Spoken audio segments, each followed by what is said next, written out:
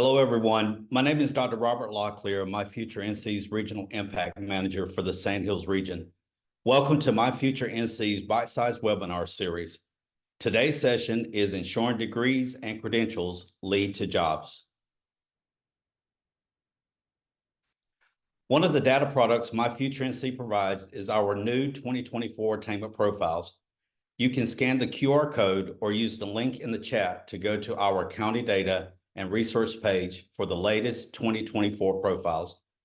There you will see the county profiles, a two-pager for each of the 100 counties in North Carolina with local performance from pre-K to 12th grade and college access to workforce alignment. In addition, for the first time this year, we have developed a set of supplemental profiles in response to community needs.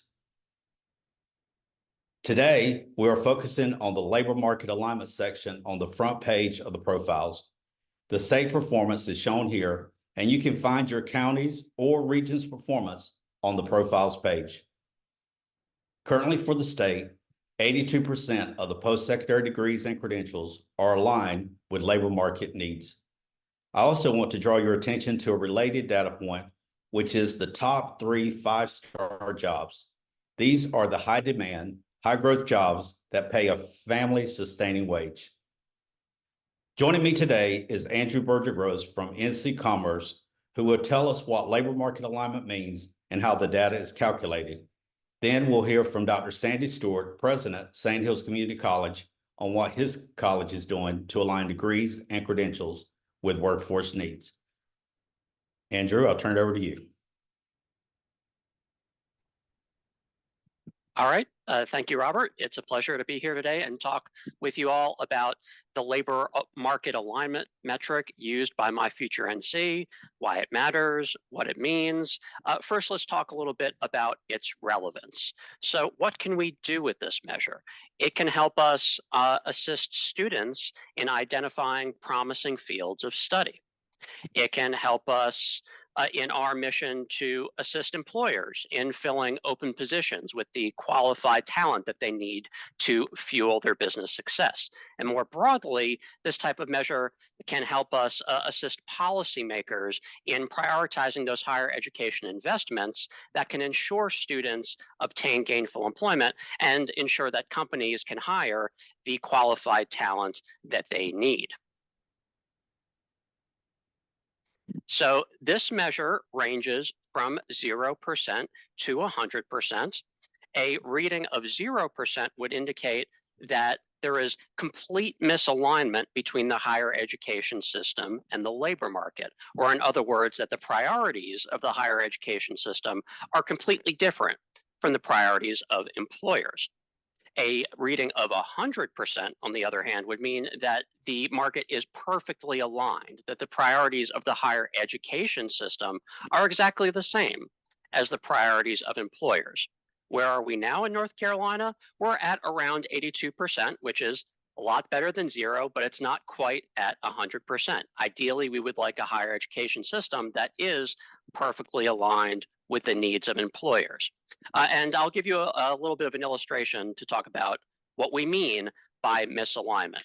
So for example, let's look at the market for community college type credentials. So those post-secondary credentials that fall below the bachelor's degree level. So for this category of credential, 40%, 4 in 10 of all job openings at this education level are in the health science field. Think nurses, medical technicians. There's a lot of unmet need for health science talent at this level of education in our state. But at the same time, only 10% of the credentials coming out of our higher education system at that level are for the health science field. So if we wanted to have complete alignment between higher education and the labor market, then we would want around 41% of our credentials to be in health science, but it's a lot lower than that. It's 10%. This is one example of misalignment in our higher education system. We can provide another example at the bachelor's degree level for our colleges and universities. So at this level, around 1/4 of all job openings requiring a bachelor's degree are in the field business management and administration. But only 9%, only around 1 in 10 of the credentials being issued by our higher education institutions at the bachelor's degree level are in this field. So again, if we wanted to improve alignment between higher education and the labor market, then we'd want to increase the number of students that we have graduating with bachelor's degrees in business management and administration. So finally, let's close with a little bit of a reminder of what this can tell us, but also an emphasis on what it can't tell us. So labor market alignment statistics can tell us which types of degrees and majors students should pursue if they want to fill open jobs and obtain gainful employment. It can also tell us which types of degrees and majors that colleges and universities should prioritize such that they are helping to meet the need in the labor market. It can also answer broadly one of the major questions of the My Future NC initiative: is our higher education system aligned with employer demand? And if not, how can we move the needle on that? What this measure cannot tell us is exactly how many, the number of higher education credentials are needed. Of course, My Future NC has already established a goal for the number of higher education credentials that we need, the goal being 2 million North Carolinians aged 25 to 44 having a high quality credential or post-secondary degree by 2030. What these alignment metrics can tell you is, okay, for the credentials that we are putting out there, for those students that we are graduating with higher education credentials, are they getting the right credentials? And if not, what types of areas do our higher education institutions need to prioritize in order to more adequately meet the demand from employers in our labor market? Thank you, Andrew, for that insight and for all that pertinent information. Appreciate it. Now, Dr. Story, could you share with us what Sandhills Community College is doing to increase the attainment between degrees, credentials, and job opportunities in the region? Thank you, Robert. Just want to check, is my audio okay? Can you hear me fine? Yes, sir. Okay, thank you very much. And Andrew, I think set the table quite well there. And I also want to, before I begin, I want to thank My Future NC for the work in putting all of this together, and it really helps guide decision making at community colleges. So when I look at this, one thing that stands out to me: if we're across the state of North Carolina, if we're 82% in alignment, first off, that's pretty good. We can obviously we could do better, and that's why we're on this webinar, and that's why a lot of us are doing this work, and working, with our institutions to align that. But we don't have a system that's got to be overhauled, because I think as community colleges have evolved, we've got 58 across the state. Each one has its own service area, and as it's evolved, if they've been engaging the business community and the industries in their area, they're over time we've offered programs that do serve our local areas and our business communities. So we're there, but I think there are a lot of tweaks that need to be made. And the first example that Andrew gave was with healthcare. And I think that's a good example, because a lot of community colleges, probably just about every community college, has degree and credential programs in the healthcare fields. What we need to do as a community college system and as North Carolinians is we need to be in even more open and more transparent dialogue with the employers, because the way that we make decisions at a community college and the way we move forward needs to be in really exact alignment. So an example might be that we have a surgical tech program, for example, at Sandhills Community College. We are currently, and we do have one, we currently have a two-year degree program, and we're accredited as such. However, because of the high demand in healthcare for a surgical tech type position, a credential or a certificate program that's less than 2 years is really what the employers are hiring, because they've got to fill jobs as they have openings, and we have a high demand there.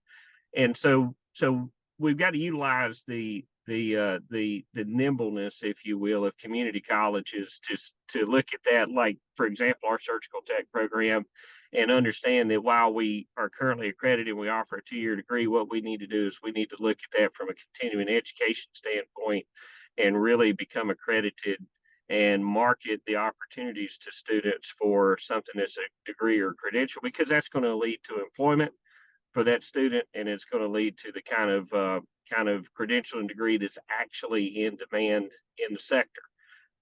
So that's just one example. And so I think the key to this is that community colleges continue to engage the business community, continue to engage with their industries in their area in a much more granular fashion, so that we can fine tune it. And you see there on the screen, you see a picture of our graduating class with nurses.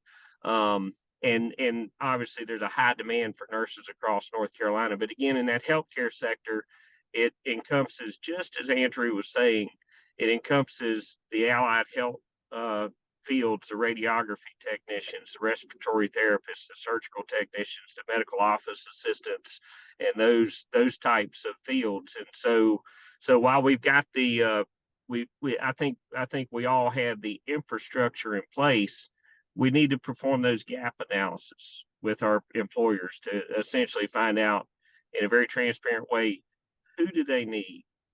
What are those credentials, certificates, or is it actually a degree program, so that we can align our efforts at a community college well? And again, I commend my future NC for working so closely in this space, and I see a lot of willingness on the part of community colleges to work together across boundary lines, if you will, and so we're excited about how we can become even more closely aligned with our labor market. And it's, we've talked a little bit about healthcare, but as we've got a growing state, and I happen to be in a region that's growing faster than the state average, just in terms of population.